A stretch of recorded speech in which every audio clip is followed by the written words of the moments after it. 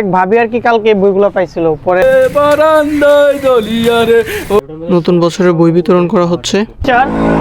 বই নেওয়ার সময় এখানে কিছু বই রেখে গেছে। না না লাগবে ভালো লাগবে না ভালো লাগবে না ভালো লাগবে না ভালো লাগবে না। হ্যালো গাইস, নমস্কার সবাইকে। আশা করছি সবাই ভালো আছেন। তো আজকের ভিডিওটি হচ্ছে একটু অন্যরকম ভিডিও। গতকালকে আমাদের এইখানে সকল প্রাইমারি স্কুলের বই বিতরণ করা হয়েছিল, তবে সেখানে একটি স্কুলের কিছু বই রেখে গিয়েছিল তারা বলে, আর সেই ব্যাপারটা আমরা গতকালকে জানতে পেরেছি, কিন্তু কোনো কন্ট্যাক্ট নাম্বার না থাকায় আমরা যোগাযোগ করতে পারিনি। তবে খোঁজ খবর নিয়ে দেখলাম যে সেটা একটা স্কুলের বই, আর আমরা আজকে সেই স্কুলেই যাচ্ছি এই বইগুলো পৌঁছে দেওয়ার জন্য।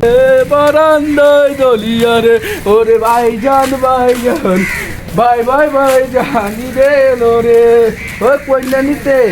সত্যি কথা বলতে সাব্বির কিন্তু খুব ভালো গান গায়, ওর গানের গলাটা বেশ ভালো, আর ও হচ্ছে দেবের অনেক বড় ভক্ত, সো বিগ ফ্যান বলা যায় দেবের। এখন বাজে প্রায় 2টা, আর এখনও সূর্যের কোনো দেখা নেই, তার মানে প্রচণ্ড শীত। আর আমার পিছনে দেখতেই পারছেন কি পরিমাণ কুয়াশা।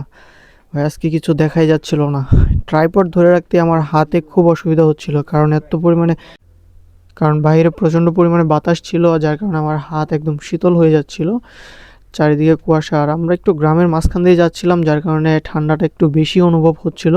আশেপাশের পুরোটাই গ্রাম। তবে আমরা যেহেতু বাঙালি, তাই যে কোনো পরিস্থিতিতে আমাদের কাজকর্ম করতেই হয়, আমাদেরকে কোনো পরিস্থিতি আটকে রাখতে পারে না। আমি যেটা দেখলাম যে এত ঠান্ডা কুয়াশার মধ্যেও কিছু লোক পানিতে নেমে ধান লাগাচ্ছিল। সত্যিই অসাধারণ গ্রামীণ জীবন। তাদের কাছে কোনো শীত, গরম, গ্রীষ্ম, বর্ষা কোনো কিছুই তাদেরকে আটকাতে পারে না। তাদের নিত্যদিনের যে কর্মগুলো সেগুলো তারা ঝড়, বৃষ্টি, বাদল সব কিছুর মাঝেই চালিয়ে যায়। এটা অনেকটাই ভালো লাগলো দেখে। আর আমার খুব খারাপ লাগছিল যখন আমি কাল রাত থেকে চিন্তা করছিলাম যে এই বইগুলো কোন স্কুলের বা কাদের সাথে যোগাযোগ করব, কারণ এগুলো হচ্ছে নতুন বছরের নতুন বই, আর সবারই আশা থাকে যে নতুন বছরের নতুন বই পাবে। এখানে বেশ অনেকগুলো বই ছিল, আর প্রায় 10-15 সেটের মতো বই ছিল, যেগুলো যদি 10-15 জন না পায় তাহলে তাদের মনটা খারাপ হয়ে যাবে। নতুন বছরের নতুন বই না পাওয়ার একটা কষ্ট সেটা আমরা জানি, আমরা বুঝতে পারি। তাই দেরি না করে আমি আজকেই চলে যাচ্ছি সেই বইগুলো দেওয়ার জন্য। আর আমার সাথে আজকে সেবককে নিয়ে এসেছি, গিয়ে দেখি ও ঘুমাচ্ছিল, তাই টেনে নিয়ে এসেছি। তো আমরা এখানে চলে এসেছি, কিন্তু এখানে চলে আসার পর আমার মনটা অনেকটা খারাপ হয়ে গিয়েছিল, কারণ স্কুলটা বন্ধ ছিল।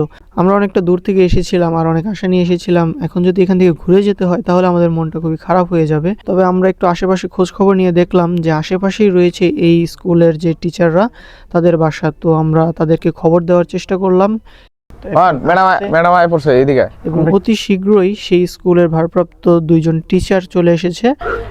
ম্যাডাম আয় পড়ছে এদিকে। আসসালামু আলাইকুম ম্যাডাম। আমার নাম অয়ন আর কি।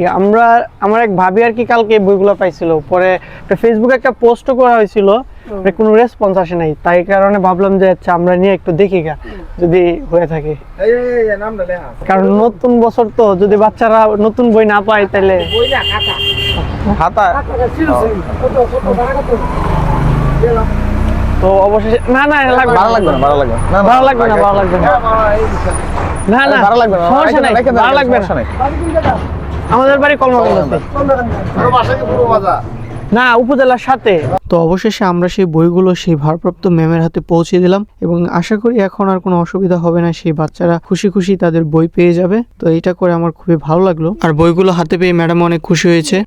আর বলতে গেলে টু বি অনেস্ট, স্পেশালি এই কাজটা সম্পূর্ণ করতে পেরেছি মেহের আফরিন ভাবির জন্য।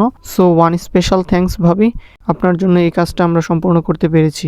দেখা যাইতেছে সবাই দেখা যাইতেছে, দেখছেন এই সব হইতেছে আমার এলাকার।